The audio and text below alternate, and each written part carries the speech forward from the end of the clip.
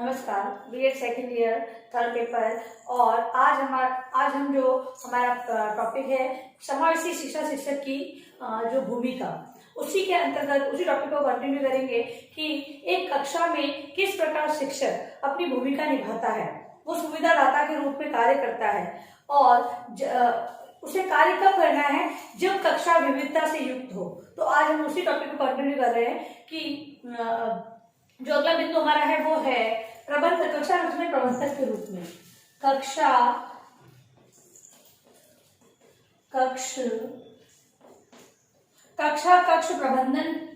प्रबंधक के रूप में कक्षा कक्ष प्रबंधक के रूप में एक शिक्षक की भूमिका किस रूप में?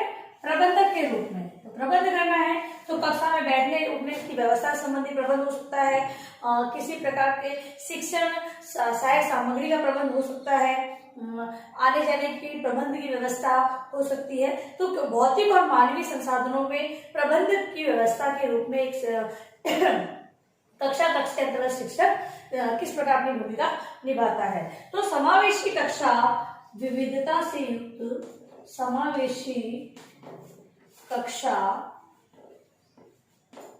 समावेशी कक्षा विविधता से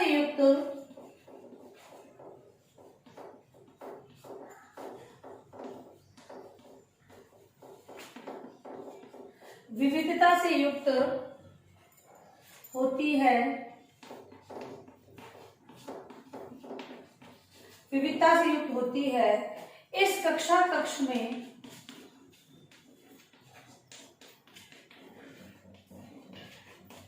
इस कक्षा कक्ष का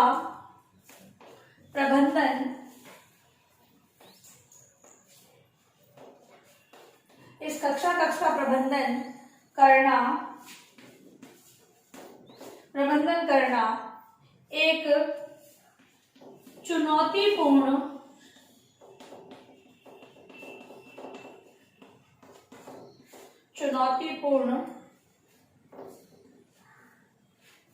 कार्य होता है। देखिए, चुनौतीपूर्ण कार्य क्यों कहा गया है इसे?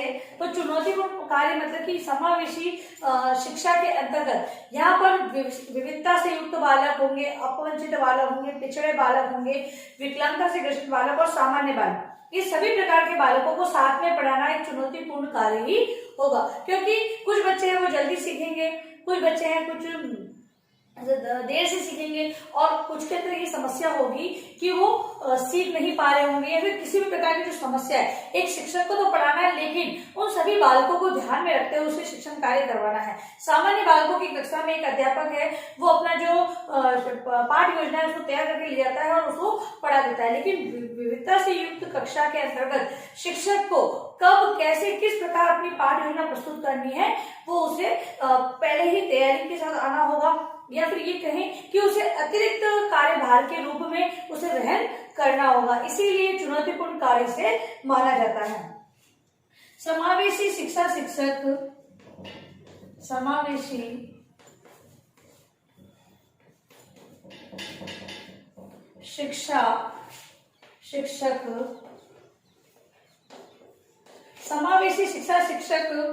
द्वारा सभी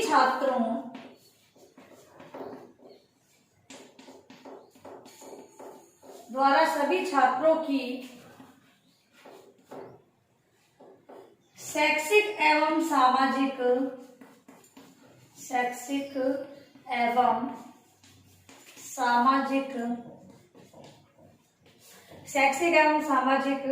रुचियों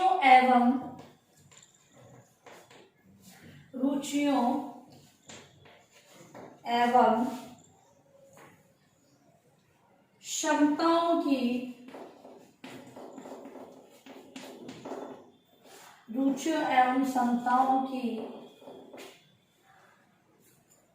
क्षमताओं को समझते हुए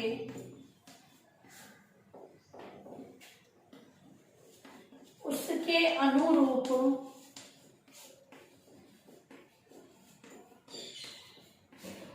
अनुरूप छात्रों को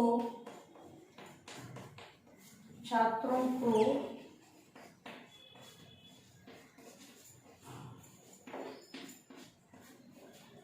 शिक्षण अधिगम गतिविधियां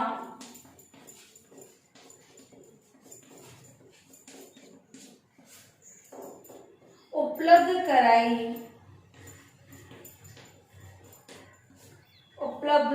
कराई जाती है।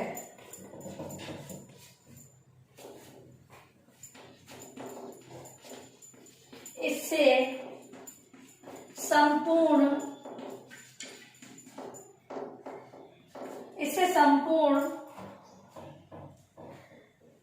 कक्षा कक्ष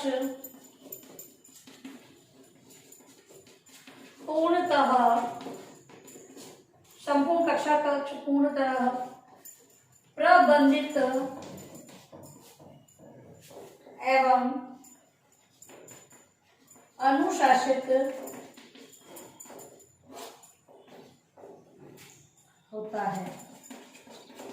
देखिए, इसमें ये कहा गया है कि चुनौतीपूर्ण कार्य, लेकिन इस चुनौती को स्वीकार करते हुए समावेशी शिक्षक है वो क्या करता है, सभी छात्रों को शैक्षिक और सामाजिक जो रुचियां होती है, शैक्षिक मतलब पढ़ने से संबंधित और सामाजिक मतलब कि बालक है वो समाज का अंग है, समाज से आ रहा है, तो सामाजिक जो गतिविधियां होती हैं उनको लेते हुए ये भी समाज के अंतर्गत जो चली आ रही रीतियां हैं उनको समझते हुए एक अध्यापक को उन्हें ऐसा वातावरण सृजित करना होता है, मतलब कि उसी आधार पर उनकी रुचि और क्षमताओं को ध्यान में रखते हुए उनको समझते हुए उनके अनुरूप ही शिक्षण अधिगम पढ़ाना और पढ़ना सिखाना ऐसी गतिविधियां उपलब्ध कराई जाती है। मतलब कि किसको ध्यान रखते हुए कि शिक्षण कार्य भी उससे हो जाए और मतलब कि बालक है, फिर बालक को अगर हम समाज से अलग अलग चीजें सिखाएंगे और क्योंकि बालक है वो बालक को हम एकदम से किसी भी चीज के लिए ये नहीं कह सकते कि आप इस प्रकार व्यवहार मत कीजिए, बालक है वो धीरे धीरे से सीखेगा, क्योंकि जब उसके सामने सही और गलत का फर्क उसे पता चल जाएगा तो वो अपने आप ही सीखेगा। लेकिन अध्यापक है वो इन दोनों को, शैक्षिक और सामाजिक दोनों पक्षों को ध्यान में रखते हुए ही उनके अनुरूप ही छात्रों को गतिविधियां उपलब्ध करवाएगा जिससे कि बालक है वो सही तरीके से समझ सकेंगे। और कक्षा है पूर्ण तरह से प्रबंधित, मतलब कि प्रबंधन का कार्य कौन कर रहा है, शिक्षक। तो शिक्षक ने कैसे प्रबंधित कर दिया, मतलब कि उनकी रुचियों और क्षमताओं के आधार पर जो गतिविधियां उपलब्ध करवाई उससे कक्षा प्रबंधित और अनुशासित हो गई है। अब नेक्स्ट जो रूप है शिक्षक का या शिक्षक की भूमिका हम कहें वो है संगठनकर्ता के रूप में, संगठन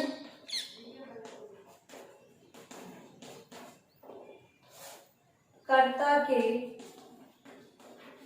रूप में, संगठनकर्ता के रूप में मतलब कि एक अध्यापक है किस प्रकार संगठित होकर, मतलब कि अपना एक संगठन बनाए, फिर किसी भी कार्य को करना है तो वो योजना से कार्य करेगा तभी कार्य सही होगा। ऐसा नहीं कि शिक्षक है वो बिना पढ़े ही कक्षा में पहुंच जाए और बच्चों को शिक्षण कराए तो बच्चे वो सीख नहीं पाएंगे, इसलिए एक उसका उचित संगठन होना आवश्यक है। तो शिक्षक को संगठनकर्ता के रूप में भी अपनी भूमिका निभानी होती है। समावेशी शिक्षा शिक्षक,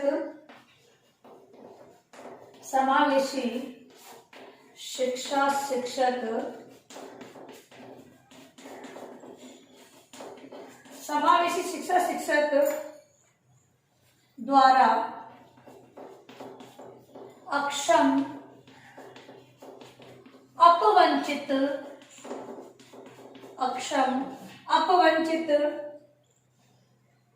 एवं विशेष आवश्यकता वाले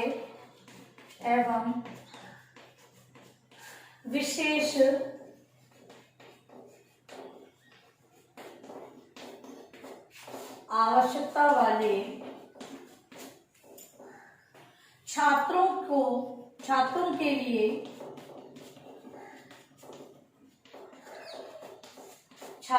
लिए उपलब्ध सभी संसाधनों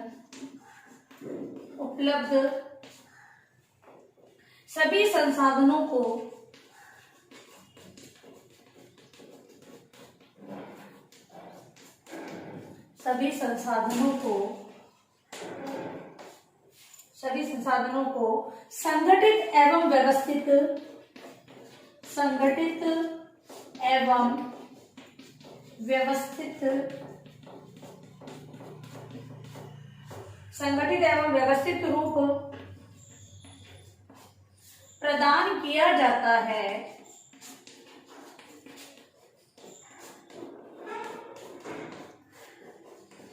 प्रदान किया जाता है जिससे प्रत्येक संसाधन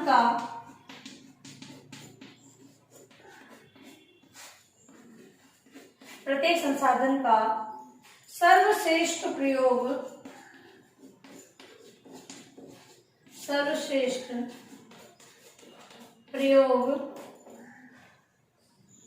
हो सके। सर्वश्रेष्ठ प्रयोग हो सके। इसके साथ साथ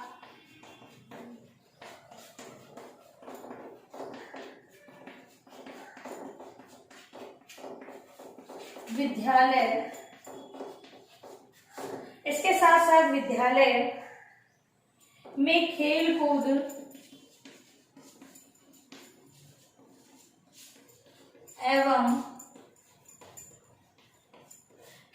एवं योग शिक्षा आदि भी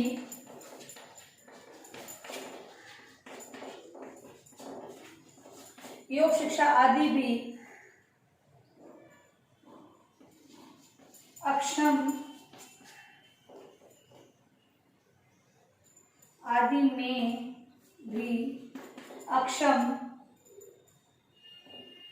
छात्रों के भाग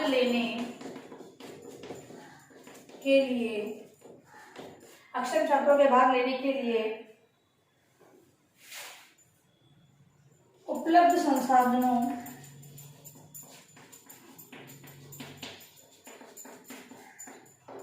का प्रयोग किया जाता है।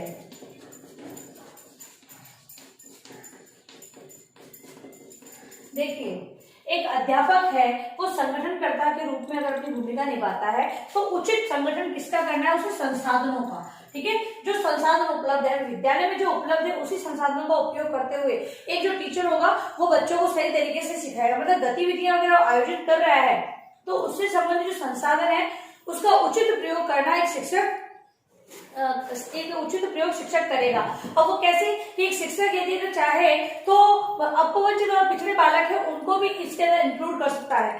खेल कूद योग शिक्षा है उसके अंतर्गत बालकों को ऐसे संसाधन उपयोग में लाए कि भी बच्चे हैं उसको सीख सके। यदि जो अपवंचित पिछड़े बालक हैं या अपंगता से ग्रसित बालक हैं उनको किस प्रकार इन संसाधनों के माध्यम से सिखाया जाए। उनके लिए अलग से इंस्ट्रूमेंट तो राजकीय विद्यालयों में तो उपलब्ध नहीं हो पाएगा।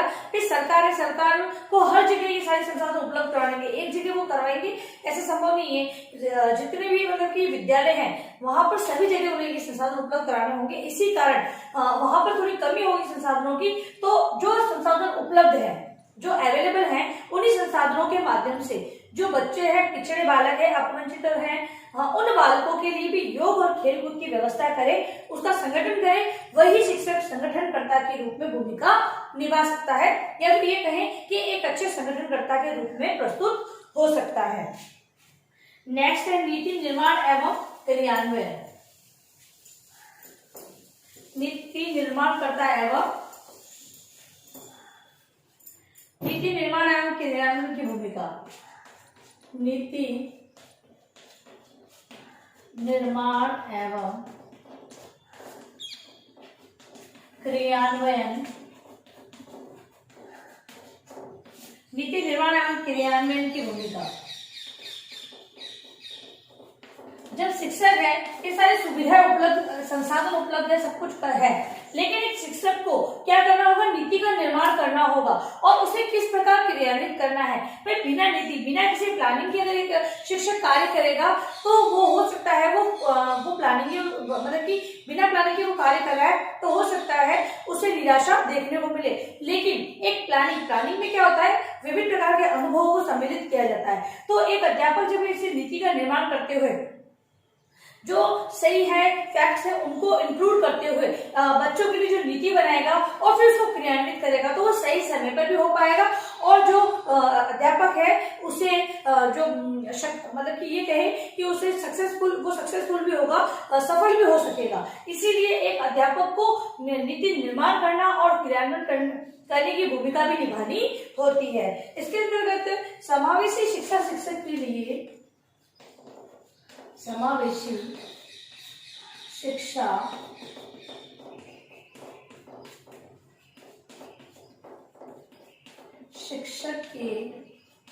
समावेशी शिक्षा शिक्षक के लिए विद्यालय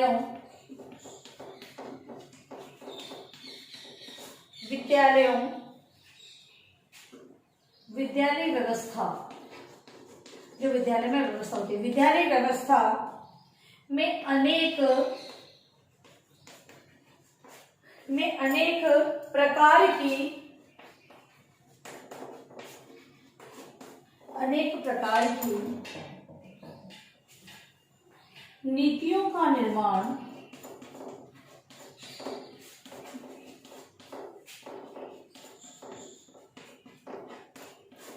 प्रकार की नीतियों का निर्माण किया जाता है।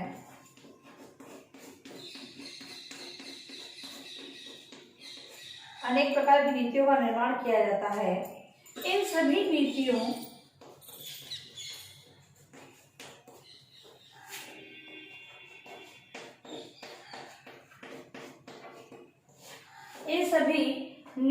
में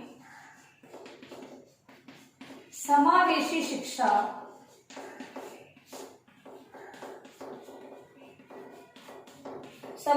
शिक्षा शिक्षक अपने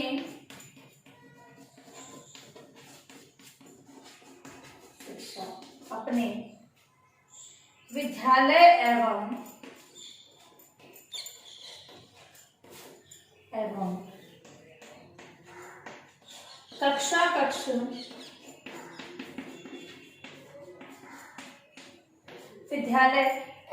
कक्षा कक्ष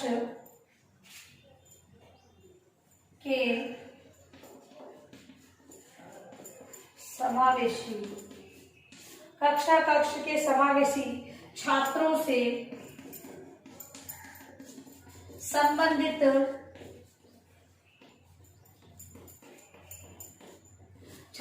संबंधित समस्याओं को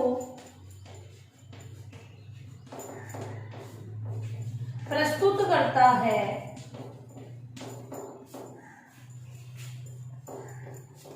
मतलब कि जब कक्षा कक्ष में या विद्यालय में ये नीतियों का निर्माण किया जाता है, तब समावेशी शिक्षक जो है वो छात्रों से संबंधित सारी समस्याओं को वहां पर प्रस्तुत करता है। भाई समस्या जब सामने आएगी तभी उसका निराकरण होगा कि समस्या को हल किस प्रकार किया जाए, उसका निराकरण किस प्रकार किया जाए।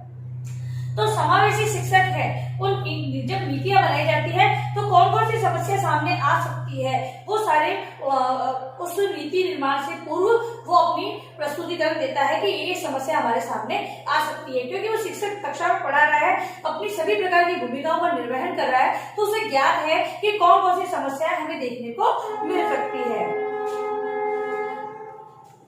जिनके समाधान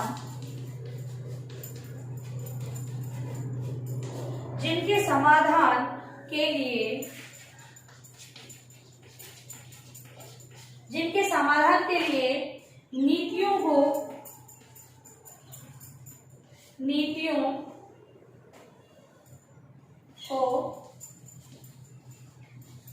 तैयार किया जा सके।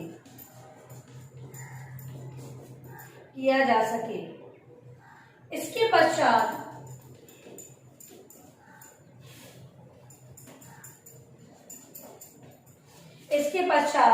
समावेशी शिक्षा शिक्षक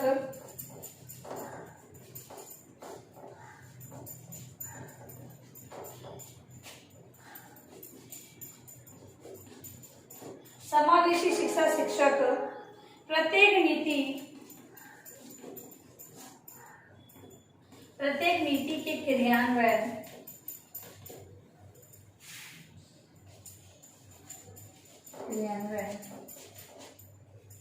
में अपनी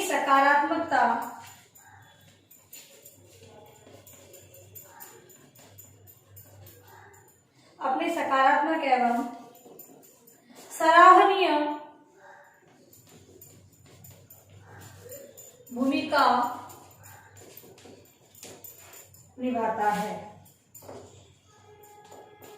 देखिए, अब नीति निर्माण और क्रियान्वयन के अंतर्गत पहले तो वो जो समस्या सामने आने वाली है उसके बारे में रखता है, और अब वो समस्या, अब जब समस्या सामने आती है तो उसका निराकरण भी निकलता है, उसका समाधान भी हमारे सामने आता है। फिर क्या करता है कि अब हम इनके समाधान हेतु किन नीतियों का निर्माण करें और उन नीतियों को किस प्रकार क्रियान्वित करें, मतलब कि सकारात्मक लेकर चलता है कि भाई जो समस्या सामने आई है उसका समाधान भी आवश्यक रूप में हमें प्राप्त होगा।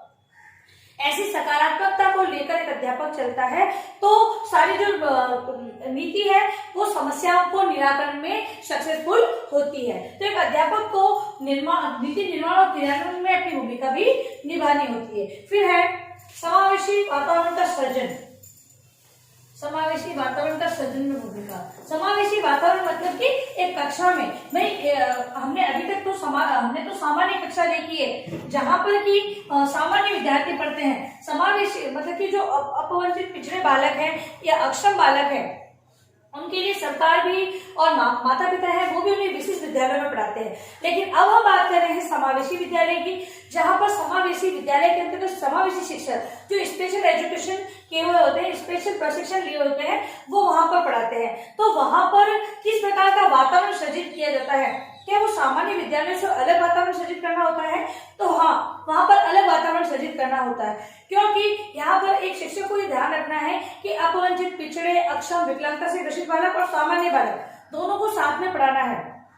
कब कौन से बालक को कौन सी बात चुप जाए या फिर उसे कब ऐसा फील हो, कब वो अपने आप को घृणित दृष्टि से देखने लग जाए, एक शिक्षक को सभी प्रकार से देखना होता है। वो जब शिक्षक जब गतिविधियां भी आयोजित करेगा तब उसे सामान्य और विशिष्ट दोनों बालकों को ध्यान में रखकर गतिविधियां आयोजित करनी होगी। शिक्षण कार्य करवाएगा तो शिक्षण के अंतर्गत भी उसे बार बार इन चीजों को ध्यान में रखना होगा। एक मतलब कि समय के बाद तो उसे हैबिट हो जाएगी, लेकिन कुछ समय तक उसे विद्यार्थियों को ध्यान में रखते हुए ये कार्य करना होगा। तो एक वातावरण का सृजन किस प्रकार एक शिक्षक कर सकता है? तो नेक्स्ट बिंदु है समावेशी वातावरण का सृजन।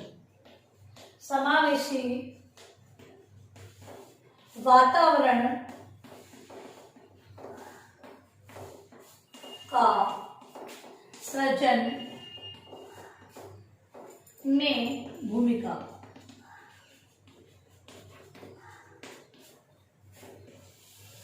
समावेशी वातावरण, समावेशी शिक्षा शिक्षक, समावेशी शिक्षा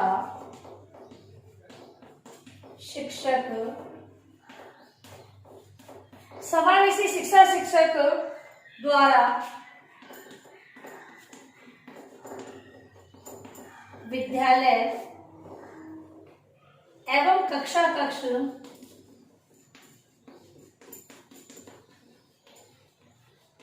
विद्यालय एवं कक्षा कक्ष का विद्यालय एवं कक्षा कक्ष में समावेशी वातावरण सृजित किया जाता है।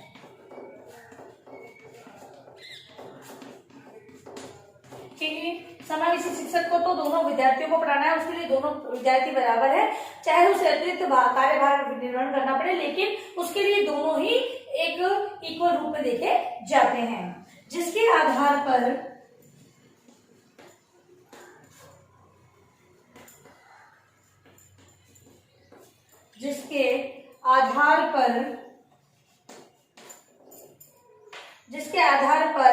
अक्षम एवं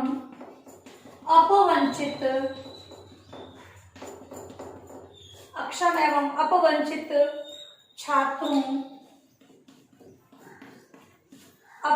छात्रों की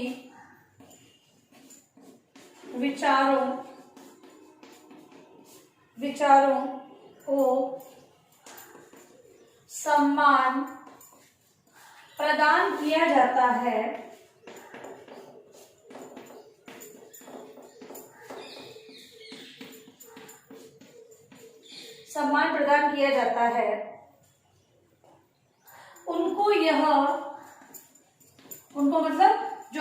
जो पिछड़े बालक हैं उनको यह अनुभव कराया जाता है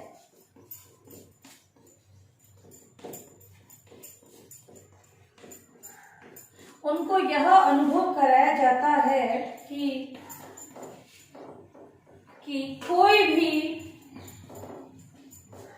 भी विकलांगता उनके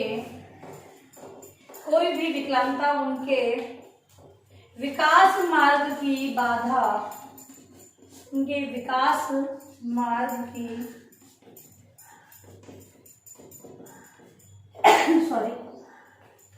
मार्ग की बाधा एवं बाधा नहीं बन सकती,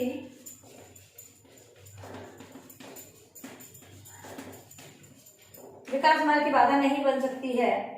इस स्थिति में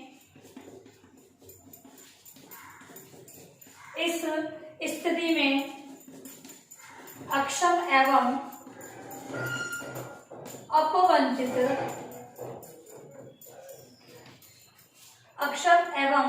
अपवंचित छात्र उस वातावरण में अपना विकास कर पाते हैं।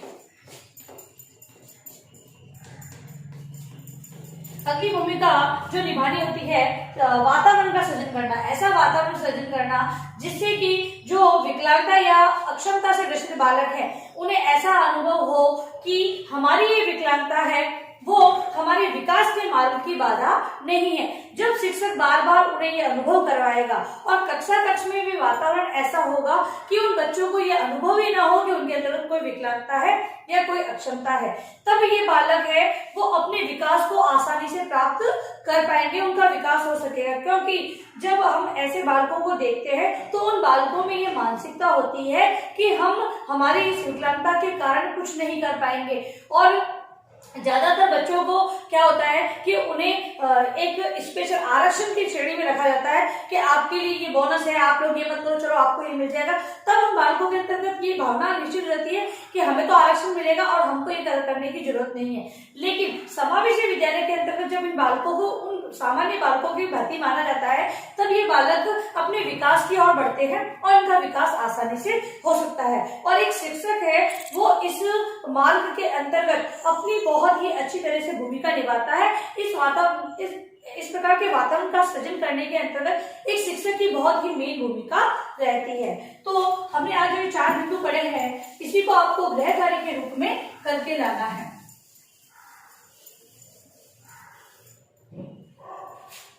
गृह कार्य के अंतर्गत आपको समावेशी शिक्षक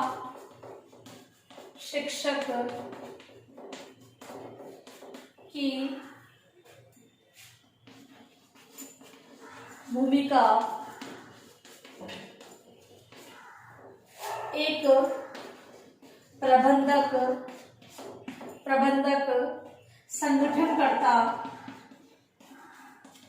संगठनकर्ता